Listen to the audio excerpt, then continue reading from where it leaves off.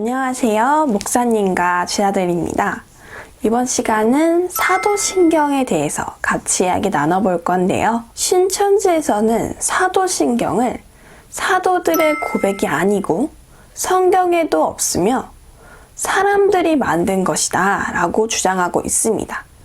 또한 사람들이 만든 것은 이단의 말이면서 즉 마귀의 말을 하고 또 마귀의 영이 들어가서 마귀의 자녀다 이런 식으로 설명을 하고 있는데요. 이는 사도신경에서 말하고자 하는 것이 무엇이고 어떤 것이 중요한 것인지 모르기 때문에 그렇게 주장을 하고 있는 것입니다. 이 시간 저와 여러분들이 사도신경에 대해서 무엇이 중요한지 알아보고요. 그리고 사도들의 고백이 왜 맞는지 한번 확인해보는 시간 갖도록 하겠습니다. 이제 사도신경에 대해서 문법적, 역사적, 조직신학적으로 한번 알아보도록 하겠습니다. 먼저 사도신경의 문법적 해석입니다. 문법적 해석에서는 사도들이 도대체 사도신경을 통해서 무엇을 말하고자 하는 것인가 라는 것입니다. 이 사도신경은 사도들이 신앙 고백을 통해서 구속의 원리를 말하는 것인데요. 그렇다면 구속의 원리는 무엇일까? 구속의 원리는 성부 하나님, 성자 하나님, 성령 하나님이 계셔야 구원이 이루어지고 하나님의 자녀가 되고 또 천국 간다는 것입니다.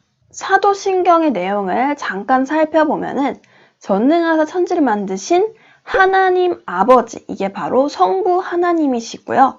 그리고 그 외아들 우리 주 예수 그리스도, 이게 바로 성자 하나님, 그리고 중약하고요. 성령을 믿사오며 이 성령이 바로 성령 하나님이십니다. 그렇기 때문에 사도신경은 구속의 원리를 말하는 것인데 이 구속의 원리는 성부 하나님, 성자 하나님, 성령 하나님이 계셔야지 구원이 이루어지고 자녀가 되고 천국을 간다라는 것을 지금 말하고 있는 것이다 라고 볼 수 있겠습니다. 그러므로 문법적 해석은 성부, 성자, 성령 하나님의 구속의 원리로 죄를 씻음 받고 하나님의 자녀가 되어서 천국을 간다는 신앙 고백으로 볼 수 있습니다.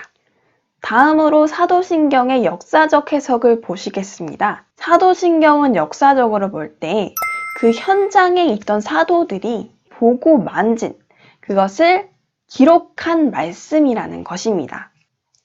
사도행전 5장 29절에서 32절의 말씀을 보시면 예수님의 신분이 나와져 있는데요. 즉 나무에 달아 죽인, 여기서 죽으심이 나오고요. 그리고 하나님이 살리시고 부활입니다. 죄사함을 주시려고 그를 오른손으로 높이사, 이것이 바로 승천을 말하고 있는 것인데요. 사도신경을 다시 자세히 한번 살펴보시면 여기서 예수님의 신분은 두 가지로 보시면 됩니다. 비하 신분과 승기 신분인데 비하 신분은 낮아지신 신분이고 승기 신분은 높아지신 신분입니다. 먼저 비하 신분은 성령으로 잉태하사 그리고 동정녀 마리아에게 나시고 그리고 고난을 받으시고 못 박혀 죽으시고 장사되었다. 여기까지가 비하 신분이고요. 승기 신분은 다시 살아나시고 하늘에 오르시고 그리고 우편에 앉아 계시다가 심판하러 오시리라. 여기까지가 바로 승기 신분을 말하고 있는 것입니다. 그러므로 사도신경은 예수님의 신분을 자세히 알려주면서 예수님이 메시아라는 것을 말해주고 있습니다. 또한 사도신경은 사도행전 5장 32절에서 말하는 우리는 이 일의 증인이요. 즉 증인은 바로 그 역사적 체험의 현장에 있던 사람이라는 것을 말해주고 있습니다. 사도행전은 죽으심과 부활과 승천까지를 말을 하고 있습니다.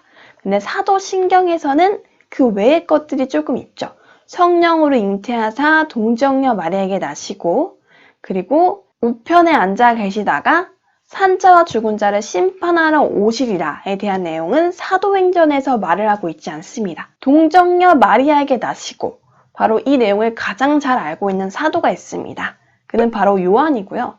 마리아가 요한하고 항상 같이 다녔다고 합니다. 그래서 요한이 가장 잘 알고 있는 내용이고, 그리고 하나님 우편에 앉아 계시다가 이 내용은 마태복음 17장에서 변화산이 나옵니다. 이 변화산에서 베드로가 천국에 계신 예수님을 보고 만졌어요. 그렇기 때문에 증인의 고백이 맞죠. 그리고 산자와 죽은 자를 심판하러 오시리라. 이 재림인데요. 이 재림은 누가 보았는가? 예수님의 재림은 사도 요한이 반모섬에서 예수님의 재림을 체험했죠. 그러므로 사도신경은 사도들이 그 역사적 현장에서 보고 만지고 체험한 것을 기록한 신분의 계시입니다. 마지막으로 조직신학적 해석입니다. 신학적 해석은 예수님은 메시아이시다 라는 것인데요. 즉 예수님이 메시아이시라는 것을 마가복음에서는 신분을 통해서 말해주고 있습니다. 그러니까 사도신경은 신학적으로 볼 때 예수님이 메시아이심을 신분을 통해서 신앙을 고백한다 라는 것입니다. 그러므로 사도신경은 사도들이 고백한 신앙 고백입니다. 이번 시간 총정리를 해보도록 하겠습니다. 사도신경은 문법적으로 볼 때 구속의 원리를 말하는 것이고, 역사적으로 볼 때 사도신경은 증인들이 보고 만진 것을 기록한 말씀으로 신분을 통해 계시하는 것입니다. 마지막으로 조직신학적 해석은 예수님이 메시아이심을 신분을 통해 고백하는 내용이다 라는 것입니다. 오늘날도 예수님의 신분을 고백한 우리들의 고백은 하나님의 능력이고 또한 하나님의 축복입니다. 신천지에서는 사도신경에서 이 좋은 내용들은 다 빼버리고 빌라도에게 고난을 당하셨다, 거룩한 공교회, 그리고 몸이 다시 사는 것과 이러한 이상한 것에 초점을 맞추고 있습니다. 우리들이 사도신경에서 중요하게 봐야 될 부분은 예수님의 신분이시고 또한 그것을 보고 들은 그 증인들의 고백이라는 것입니다. 그 고백을 우리가 지금 할 수 있다는 것입니다. 우리가 역사적으로 그 현장에 있진 않았지만 그래도 우리가 예수님을 믿을 수 있는 것, 그리고 하나님을 아버지라고 말을 할 수 있는 것은 우리 안에 계신 성령님께서 이 모든 것을 가르쳐 주시기 때문인 줄 믿습니다. 오늘도 이 시간 끝까지 함께 해주셔서 감사드리고요. 다음 시간에 뵙겠습니다.